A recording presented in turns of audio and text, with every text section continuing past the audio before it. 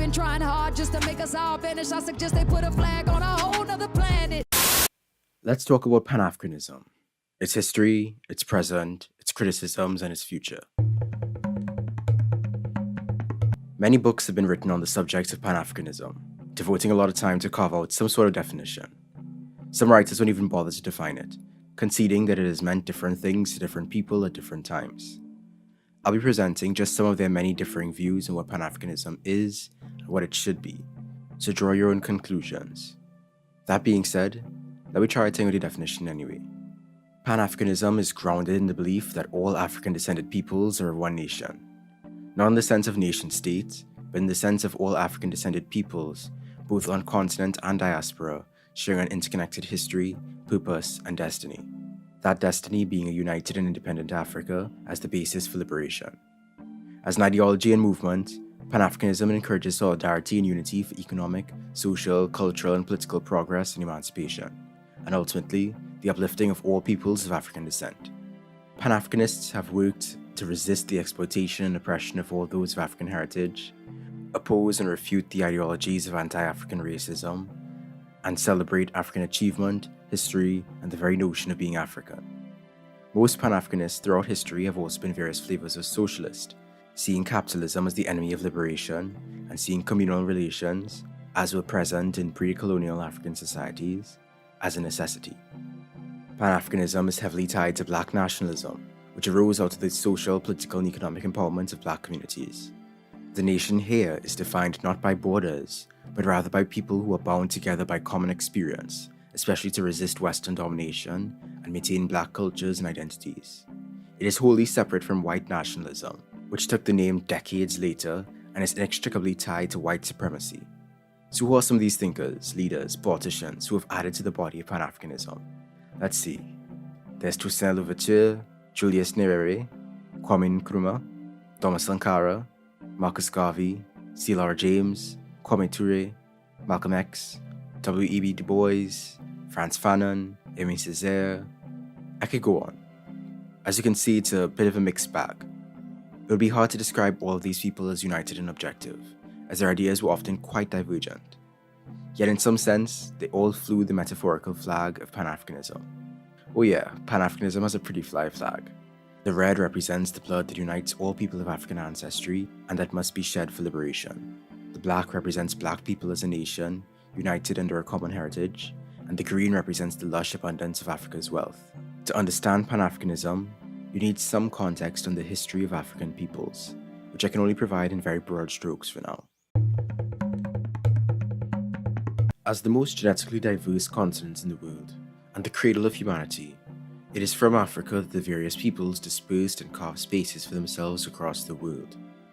Africa has a legacy spanning thousands of years of nations, kingdoms, and cultures, rising, falling, innovating, expanding, and sharing with the wider world. Africans throughout history have contributed to the development of mathematics, astronomy, medicine, architecture, philosophy, and more. Even post-colonialism, there are over 3,000 ethnic groups in Africa. I don't use the term tribe, by the way, because historically speaking, it's been wielded to dismiss complex societies that Europeans have seen as primitive. Prior to colonization, there was no shared Pan-African identity on the continent. How could there be? They didn't all share the same religion, language, or culture.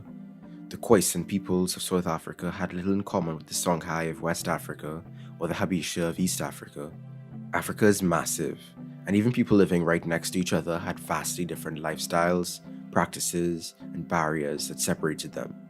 It's no surprise then that when the Atlantic slave trade kicked into gear, starting with the Portuguese, things truly devolved into madness.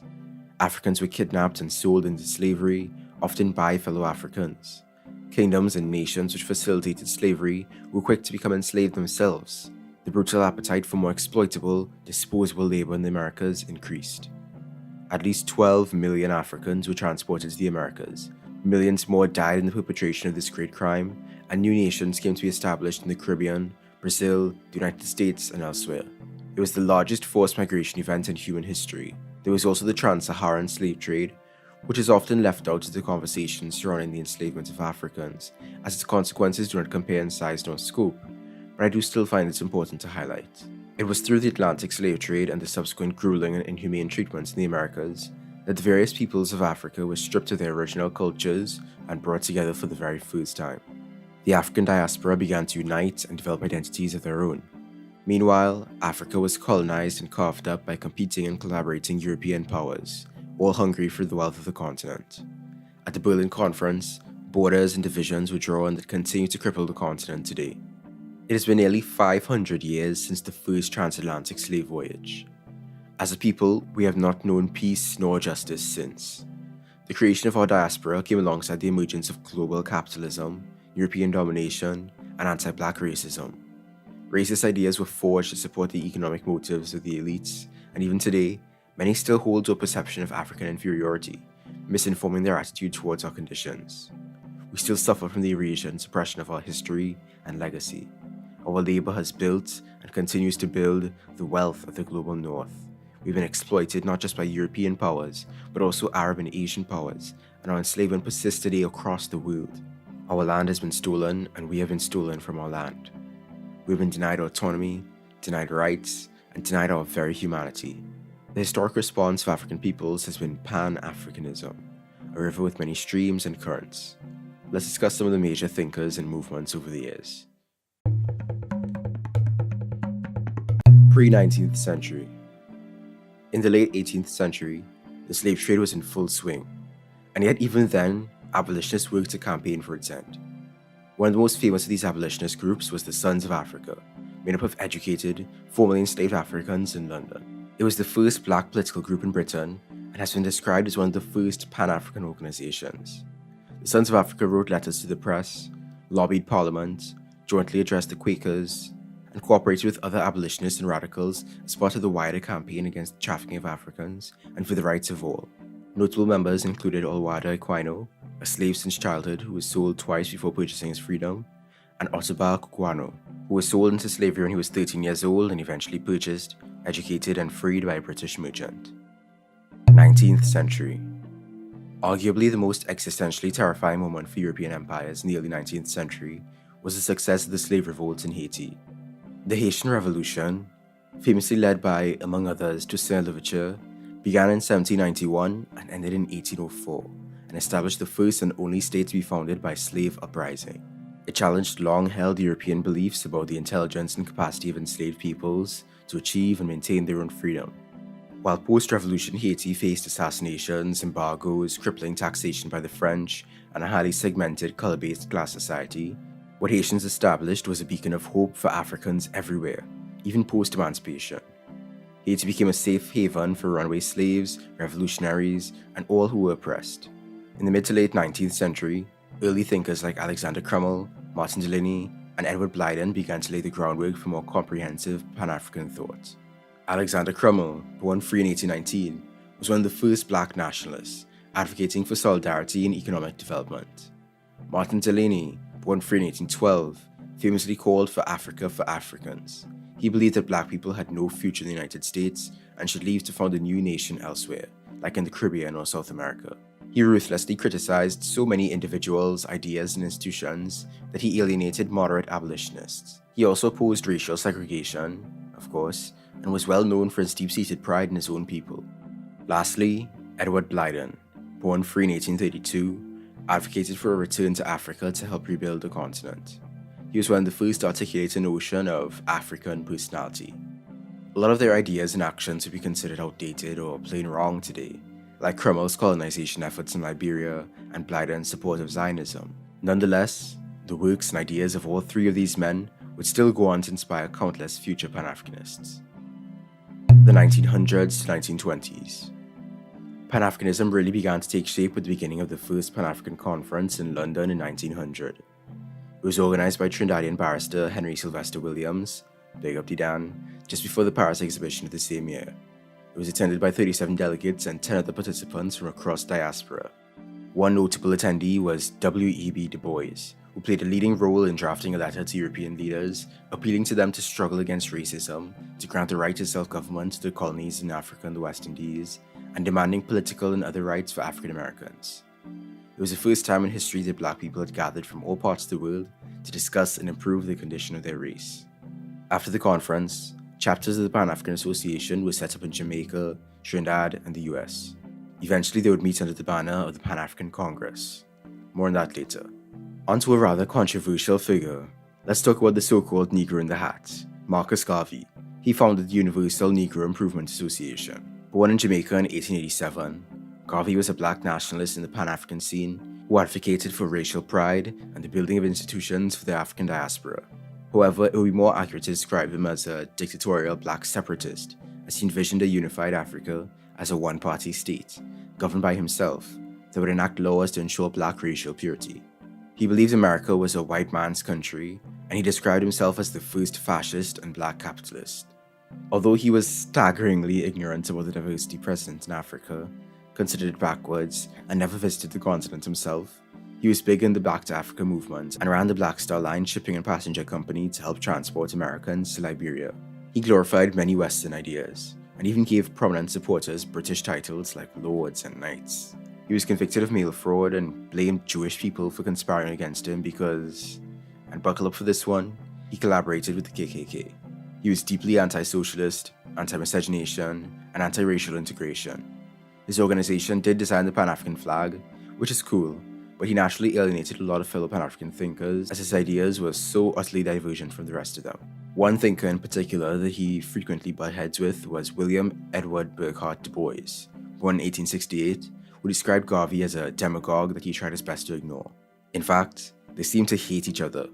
Du Bois is more openly recognized as a father of Pan-Africanism, although he starts with the unfortunate title Pan-Negroism.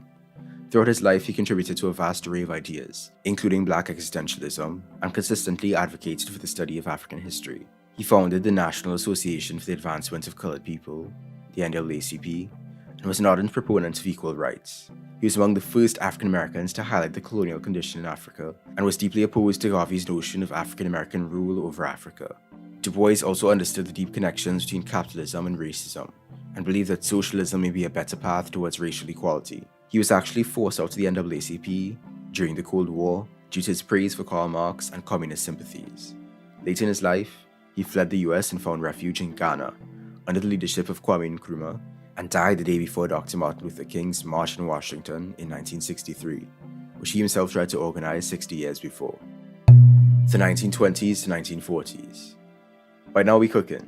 In the 1920s, 30s, and 40s, a whole wave of thinkers and ideas came into the fold of the movement. The development and propagation of Pan-African ideas would spread even further, and it had tremendous influence in the Harlem Renaissance in the 1920s, which Du Bois helped to promote. The first 4 Pan-African Congresses took place during this time. In 1919 in Paris, 1921 in London, 1923 in London again, and 1927 in New York City. At the first Congress, there were 57 delegates representing 15 countries, including Du Bois and Ida Gibbs, who represented Pan-Africa. The focus of this Congress in Paris was the petitioning of the Versailles Peace Conference, demanding that the Allies collaborate in the administration of former territories in Africa, and that Africa be granted home rule. At the Second Congress, Du Bois described the attendance of 26 different groups of people from all across Africa, Europe, the Caribbean, and the Americas, as well as fraternal organizations from Asia.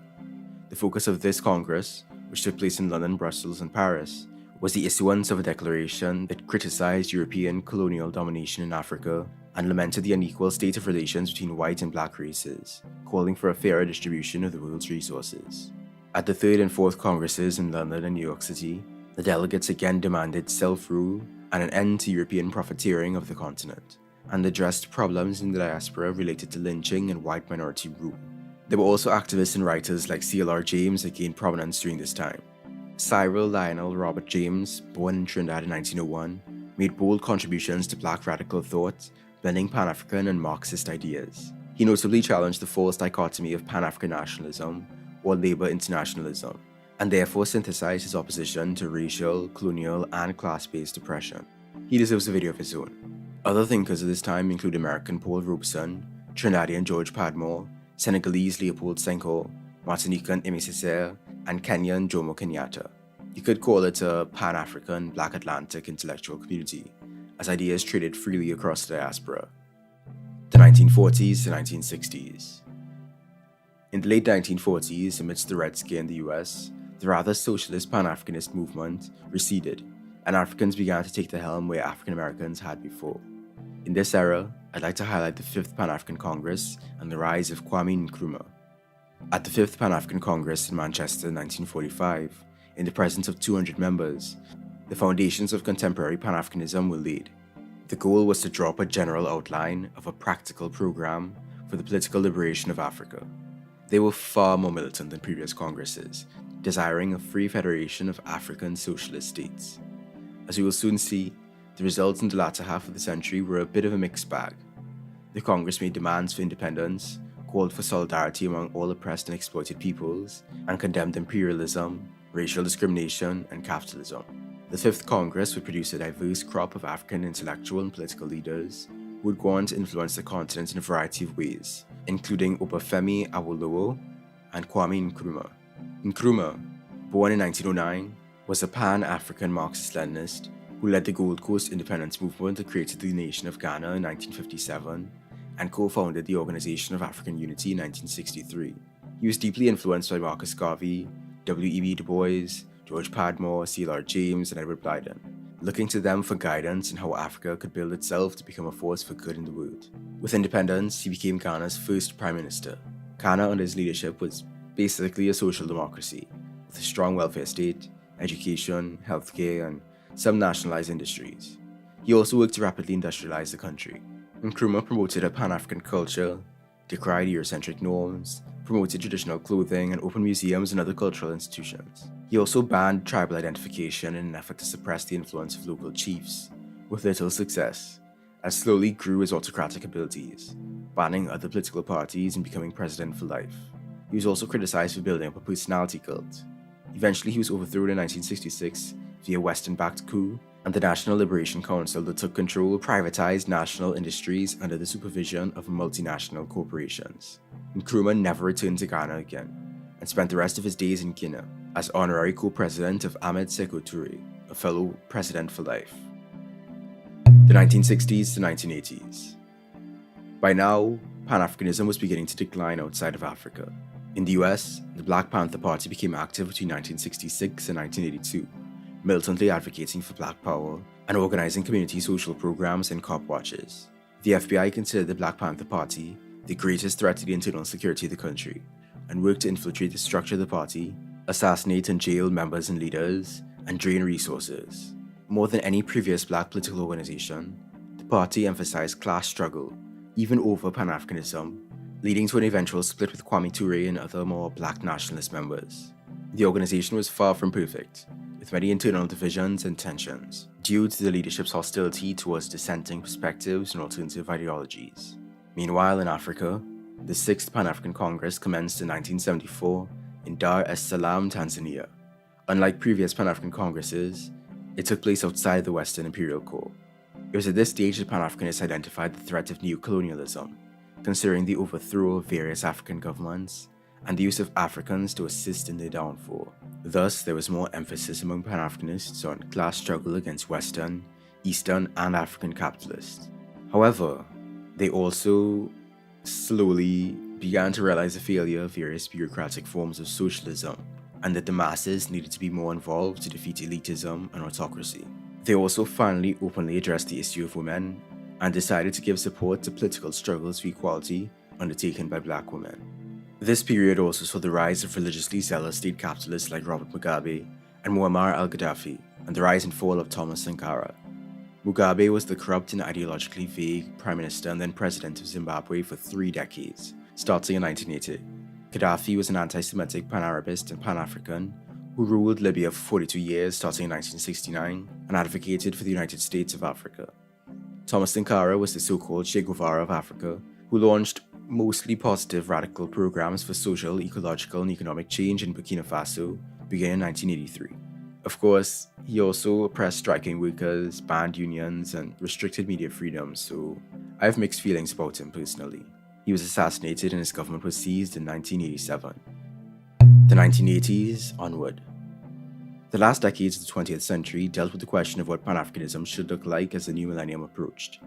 Scholars began to develop the body of Afrocentrism, which emphasized African modes of thought, culture, and historical perspective as a corrective to the long tradition of European cultural and intellectual domination. With the end of the Cold War, a new era of globalization began, yet Africa remained vulnerable to external intervention and neocolonialism. However, this period also saw some wins against settler colonialism, such as in South Africa with the end of apartheid. The question of reparations for the impact of slavery and colonialism was reinvigorated at the first Pan-African Conference on Reparations in Abuja, Nigeria in 1993. The 7th Pan-African Congress was held in Kampala, Uganda in 1994, and the Organization for African Unity was replaced with the African Union in 2002, which declared that it would encompass the entire African diaspora. The relevance of socialism and Pan-Africanism was now being questioned by post-Cold War era capitalist African leaders. Pan-Africanists and Black Africans also began to question who counts as an African in order to best create conditions for African liberation and unity, as the enslavement of Black Africans by Arabs continues even to this day, especially in Libya and Mauritania. So what's happening now? There's so much more I could have gone into concerning the past century of Pan-Africanism. What is clear is that while there may be agreement on the need for change, there are many differing views as to the nature of this change and how it might be brought about. Pan-Africanism isn't discussed as often these days, even in radical diasporic circles, despite ongoing issues of corruption and oppression on the continent and all over the world. Racism, Eurocentrism, the consequences of enslavement, colonialism and its legacies, a capital-centered world, and imperialism are all still relevant. Yet celebrities, opportunists, liberals, and memes have seized popular consciousness. A lot of people seem to have forgotten about international solidarity. But things might start changing soon. Black Lives Matter Global Network might be considered by some to be a Pan-African movement, but is it?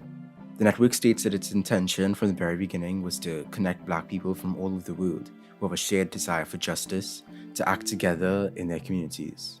But can it truly be considered Pan-African without a central concern with Africa?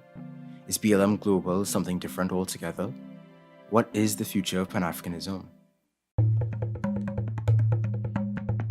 I'm not a seance, but through this journey exploring Pan-Africanism, certain lessons have been made abundantly clear. Firstly, Pan-Africanists need to delve much deeper into African history in order to avoid the errors of early thinkers who homogenized African peoples and didn't understand or reconcile divisions between nations, communities, and countries on the continent and in the diaspora. We are united in our struggle, but struggle isn't all there is. We are still a diverse and multifaceted people with different needs and interests that need to be taken into account. Secondly, petitions don't work. Electoral and liberal strategies for Pan-African liberation are time-consuming ventures with very little payoff. The first Pan-African Congresses were focused on appealing to the governments of the world to respect African rights and freedoms, but mostly fell on deaf ears.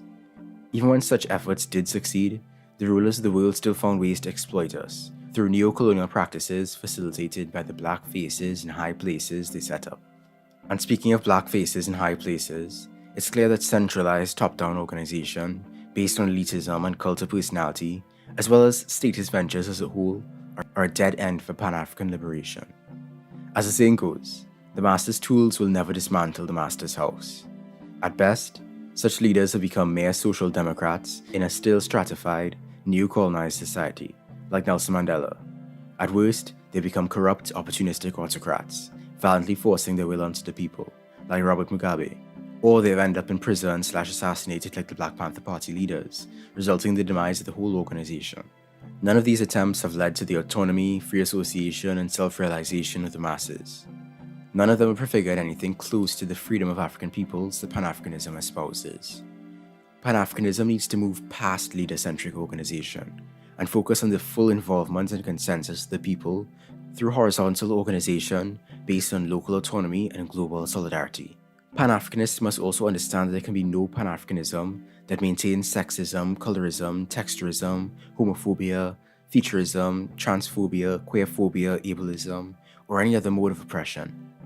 Previous movements have failed to include and uplift some of the most vulnerable in our community. We can't change the past, but we can learn for the future.